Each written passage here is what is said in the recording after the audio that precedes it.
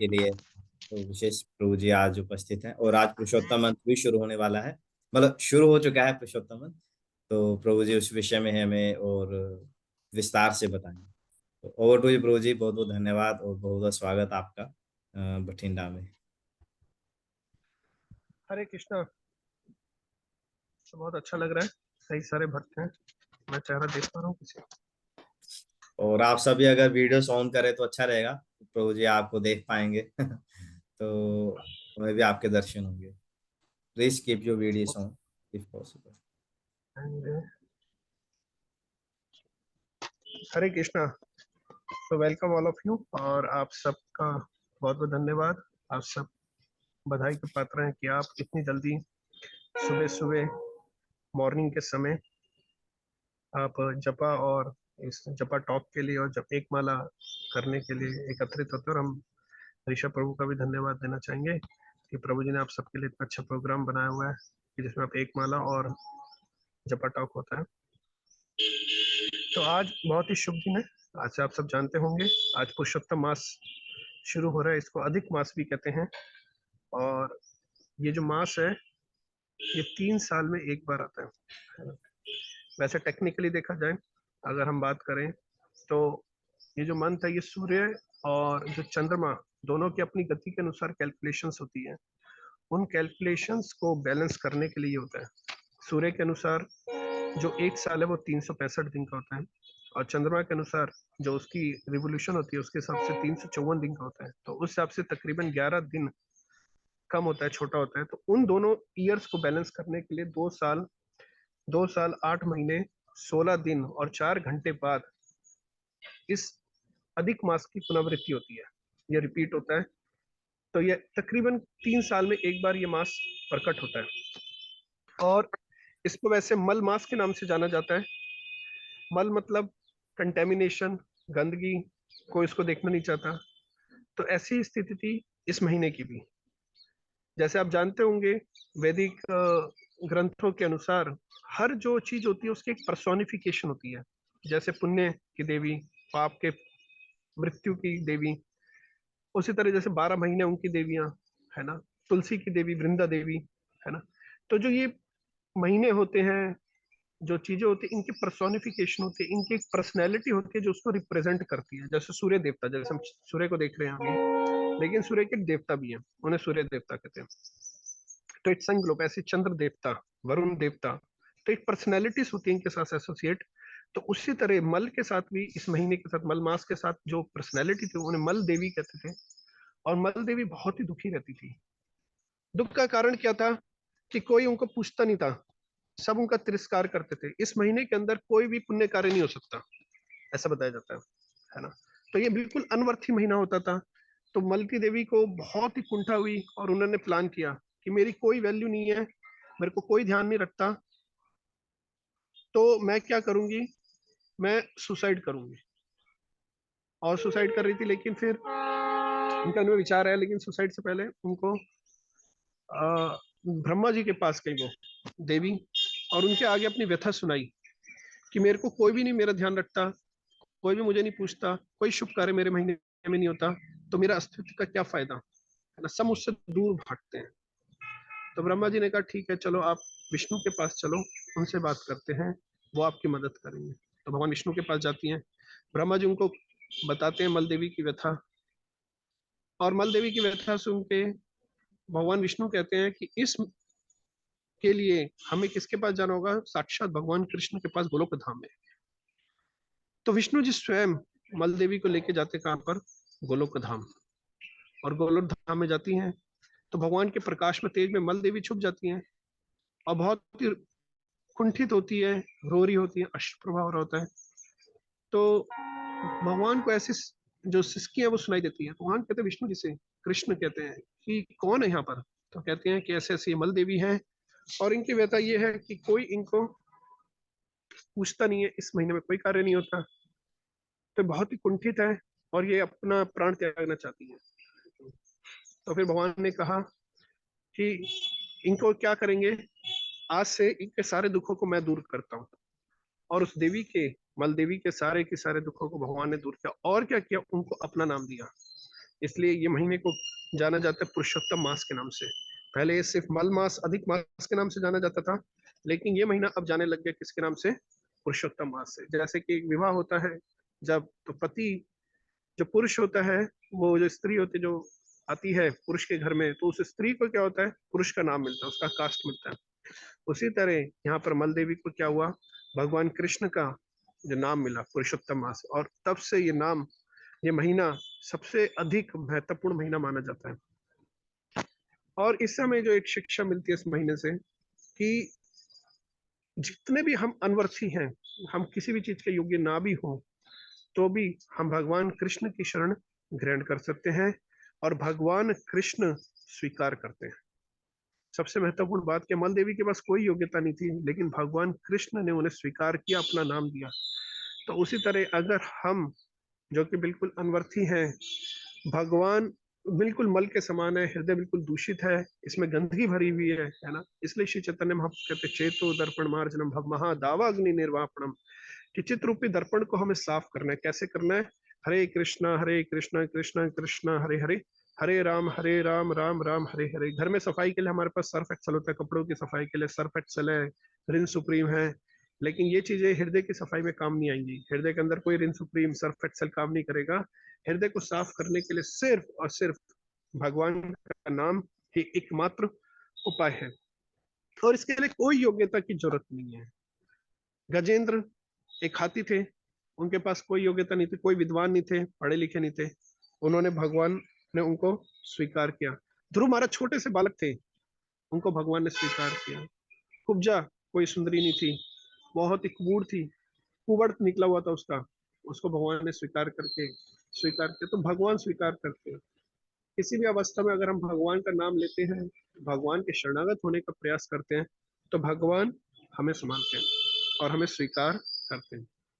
इस महीने में कहा जाता है कि नरसिंह देव का भी प्रकटे हुआ था, क्योंकि जब नरसिंह देव ने हिरण्यकश्यप ने भगवान तप ब्रह्मा जी की प्रसन्नता के लिए तपस्या की, और जब वो प्रकट हुए वरदान मांगे, तो कई सारे वरदान मांगे थे कि मैं अस्त्र से मरू, ना मैं शस्त्र से मरू, न दिन में ना रात में, ना अंदर ना बाहर, न जमीन में ना आकाश में, न अस्त्र से न शस्त्र से।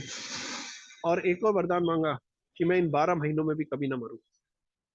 तो उसने अपने पूरे परमुटेशन कॉम्बिनेशन लगा लिए थे कि किसी भी प्रकार में मेरी मृत्यु आ ही नहीं सकती। लेकिन भगवान ने क्या किया? उस 13वें महीने का अधिक मास का प्रयोग किया, भगवान अधिक मास में प्रकट हुए और हिरण्यकश्यप का वध किया।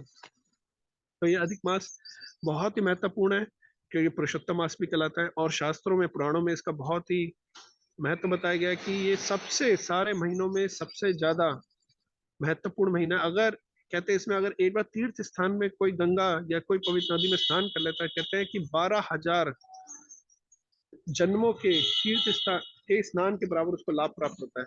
लेकिन अभी मैं पढ़ रहा था, ये कुछ दिन पहले संडे की बात है, मैं ऐसा पढ़ रहा था इसका महिमा, तो मुझे बड़ा अच्छा लगा। संडे नहीं, सॉरी, ये सैटरडे हम गए थे east of Kailash temple, Delhi में एक टेम्पल गया था मैं दूसरे, तो वहाँ पढ़ा और इतनी महिमा सुनी, तो मैंने तुरंत अपने यूथ फोरम के लिए भी एक ट्रिप बनाया कि मैंने कहा चलो भाई गंगा में स्नान करके जरूर आएंगे इस महीने में। तो गंगा तो नहीं, यमुना जा रहे हैं हम लोग ब्रजमंडल में।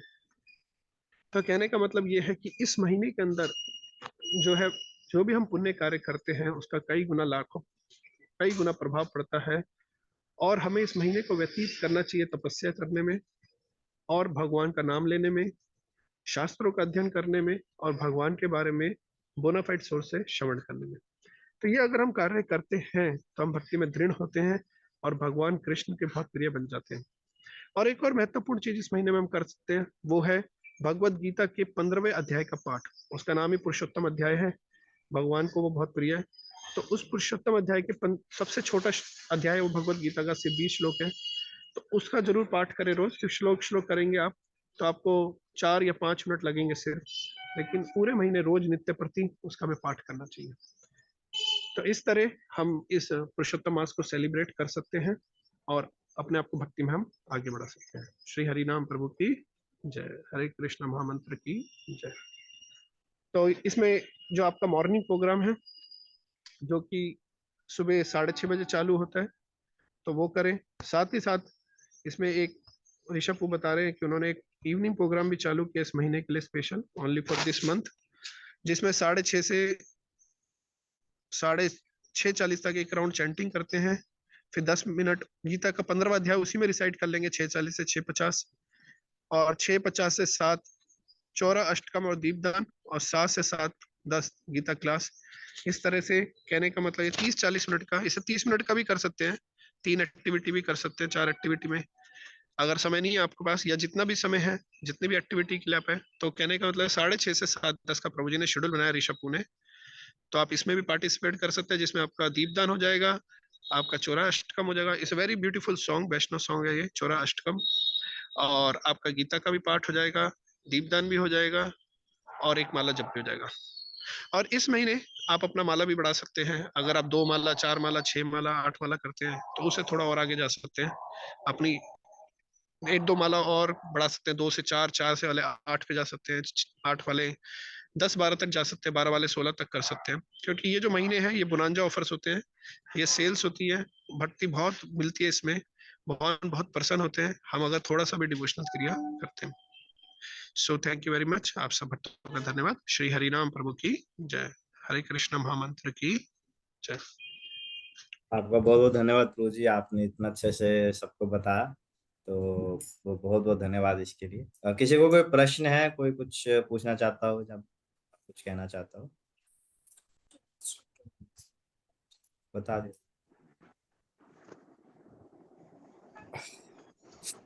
रंगे जी, आपका माइक ऑन है, आप कुछ बोलना चाहते हैं? हरे कृष्णा प्रभु जी। हरे कृष्णा। प्रभु जी दीपदान कैसे करते हैं वो बता सकते दो थोड़ा सा। हाँ जी, तो दीपदान के लिए जैसे एक नॉर्मल दीप लेके और उसमें जोत लगा के देसी घी की जोत बना सकते हैं। और राधा कृष्ण का फोटो हाँ हो जी। आपके पास तो, या लेमिनेशन हाँ या फोटो या विग्रह, तो हम ऐसे दीपदान करते हैं कि भगवान के चरणों में 4 बार, भगवान की नाभि में 2 बार, हाँ भगवान के जी। फेस पर 3 बार सर्कल करते हैं। और फिर पूरी बॉडी पे 7 टाइम सर्कल करते हैं। और इसी तरह श्रीमती राधा रानी के, तो 4, 2, 3, 7 ये कैलकुलेशन ठीक। होती है। और भगवान के दर्शन भी इसी सीक्वेंस में करने चाहिए। कई बार हम जब भगवान के दर्शन करते हैं तो डायरेक्ट फेस के दर्शन करते हैं। शास्त्रों में बताया गया है कि भगवान के दर्शन कहाँ से करने चाहिए, नाभि से चरण कमल से करने चाहिए। चरण कमल पे दर्शन करते हुए भगवान के जांघों के दर्शन करते हुए, भगवान के कमर स्थल के, नाभि के दर्शन करते हुए, वक्ष स्थल के दर्शन करते हुए, गर्दन के दर्शन करते हुए, फिर फाइनली हमें भगवान के मुखारविंद के दर्शन करने चाहिए। तो ये सीक्वेंस बताया गया है। कुंती महारानी भी प्रार्थना करती है, नमा पंकज नाभाय, नमा पंकज मालिने, नमस्ते पंकजांग्राय। तो तो नमो पंकज मालिने, नम नमो पंकज नेत्राय, है ना। तो भगवान के नेत्र कमल दल के समान है, भगवान के नाभि कमल दल के समान है, भगवान ने कमल की माला पहनी है, और भगवान के जो चरण कमल है वो कमल के समान है। हालांकि जब कुंती महारानी प्रार्थना कर रही है तो उनकी प्रार्थना में तो चरण कमल सबसे आखिरी में आते हैं, नमः पंकज नेत्राय, नमः पंकज नाभाय, नमः पंकज मालिने, नमः पंकज नेत्राय, नमस्ते पंकज अंग्रया। तो उनके में चरण कमल सबसे आखिरी में आते हैं। तो उसका कारण बताया जाता है क्योंकि जो कुंती महारानी थी वो भगवान की बुआ थी संबंध में। तो वो अगर पहले चरण कमलों को लेती तो भगवान एम्बेरस बहुत फील करते, इसलिए उन्होंने नाभि से दर्शन शुरू करे। बट हम भक्तों के लिए कहाँ से दर्शन शुरू होते हैं, भगवान के चरण कमलों से। तो भगवान के चरण कमलों से दर्शन करते करते ऊपर उठना चाहिए, मुखारविंद के दर्शन करने चाहिए। तो 4, 2, 3, 7 is the sequence for circle या दिखाने का। और कोई किसी प्रश्न? हरे कृष्ण प्रभु जी। यस प्रभु जी। प्रभु जी, ये जो अपना 15वां अध्याय है गीता का, हाँ वो इस मंथ में हाँ, पढ़ा जाता है, उसका क्या महत्व है इस मंथ में? वो इस अध्याय का नाम ही पुरुषोत्तम योग है। भगवान योग और पुरुषोत्तम योग नाम ही है। और ये जो महीना इसका नाम भी पुरुषोत्तम मास है। तो वो जो अध्याय भगवान के नाम पर ही है, इसलिए हमें इसको पढ़ना चाहिए। जी अभी न थैंक भगवान। यू।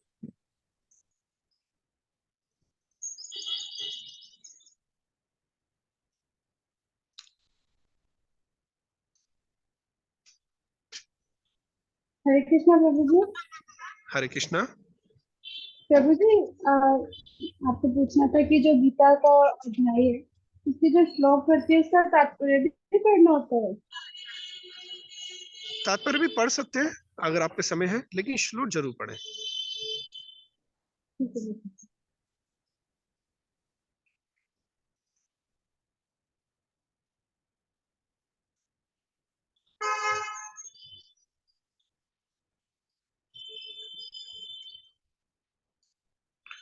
तो ऋषभ यस आई गेस और कोई क्वेश्चंस नहीं है। तो आप सबका बहुत बहुत धन्यवाद, आप सब जुड़े और आप कुछ वाव ले सकते हैं अपने नंबर ऑफ राउंड्स बढ़ाने के। And you can message on the chat, आप ग्रुप में डाल सकते हैं कि आज आप एक निर्धारित कीजिए, सिर्फ मन में मत रखिए कि प्रतिज्ञा जब हम लेते हैं भगवान अपने आप ऑल्टर के सामने बैठकर भगवान को बोल सकते हैं कि आज से मैं इतने जब की इतनी संख्या हम करेंगे प्रतिदिन और इतना भागवत पढ़ेंगे। तो कुछ एक प्रैक्टिकल जिसको आप अचीव कर सकते हैं, ऐसा एक गोल आप कीजिए भगवान के समक्ष बैठकर और उसे ग्रुप में भी भेजिए। और शाम को हमारा जो आज पहला सेशन होगा उसमें आप बता भी सकते हैं कि हमने ये वाव लिया है, तो उससे क्या होता है, थोड़ा शक्ति मिलता है। तो वाव अवश्य लीजिए ये। और जैसे प्रभु जी ने बताया है कि तपस्या, जितनी हम तपस्या करेंगे उतना अधिक हमें इसका फल मिलेगा। तो बहुत प्रकार की तपस्या कर सकते हैं, सुबह उठकर स्नान करके कर सकते हैं, भगवान की आरती कर सकते हैं और नाम जप बढ़ा सकते हैं, गीता भागवत पढ़ सकते हैं। और शाम का हमने इस प्रोग्राम का प्रबंध किया है, ये ऑनलाइन ही होगा इसी प्रकार से जूम पर, जिससे हम प्रतिदिन भगवद गीता का पाठ करेंगे। चौराष्टकम है, चौराष्टकम एक बहुत ही सुंदर वैष्णव भजन है जो भगवान को बहुत प्रिय है और इस मंथ में गाया जाता है। तो आप सब वी लुकिंग फॉरवर्ड कि आप आए। And thank you very much प्रभु जी, आप अपना कीमती समय निकाल कर सबको दिया, बहुत अच्छे से आपने पुरुषोत्तम मंत्र के बारे में बताया। तो बहुत बहुत धन्यवाद आपका, थैंक यू वेरी मच। धन्यवाद। हरे कृष्ण, थैंक यू। शील प्रभुपाद की जय। और हाँ, फोन मेरा आज है 18 जुलाई और आज का जो शील प्रभुपाद जी का कोट है वो इस प्रकार से है। I know that if you maintain the association of devotees, your life will be perfect and happy. That is a version of the Shastra that the most important thing of spiritual realization is the company of realized soul or pure devotees of Lord. Hindi में इस प्रकार है, मैं जानता हूं कि यदि तुम भक्तों का संग करोगे तो तुम्हारा जीवन सुखी और पूर्ण होगा। यह शास्त्रों का मत है और आध्यात्मिक साक्षात्कार के लिए सर्वाधिक महत्वपूर्ण वस्तु सिद्ध आत्माओं अथवा भगवान के शुद्ध भक्तों का संग करना। त्रिभुवन नाथ को पत्र 18 जुलाई 1970। तब तक के लिए तो हम कल फिर मिलेंगे, हाँ शाम को मिलेंगे, ठीक है। तब तक के लिए श्री हरिनाम प्रभु की जय, गौर भक्त वृंद की जय, शील प्रभुपाद की जय। हरे कृष्ण, हरे कृष्ण, आवाज आ रही है?